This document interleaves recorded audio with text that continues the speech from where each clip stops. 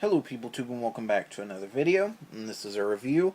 I'm reviewing from German Angst. Now, I watched this a few weeks ago, and I actually rewatched it today so I could review it for my horror movie a day month review thing for October. German Angst is a combination of apparently three of the most hardcore directors in Germany.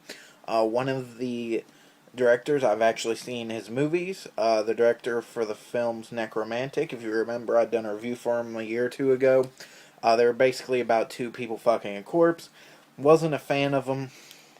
They're supposed to be more autistic, Jesus Christ, more artistic, and I just couldn't get into them. But the other directors in the film, I have not seen whatever other movies they have done. So I went into this thinking, well, it's either going to be pretty good or pretty bad. Well, it is a movie that has three stories, kind of like Creepshow has multiple stories. It's kind of like that. So the first story is about a young girl living in an apartment with her pet guinea pig. And in the other room, she has a man tied to a bed who she tortures.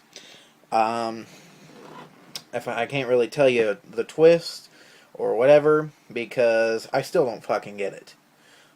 I just assume it's probably a guy who done something bad to her. I don't know.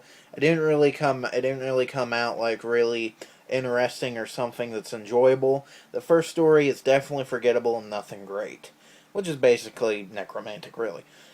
The second story is about a mute couple who was attacked by like gang members, and it's a kind of what if story. They have a magic talisman, and while they're being tortured by these gang members, they think that the boyfriend switched place with the head gang member, and it's actually not a bad story. It's definitely better than the first one.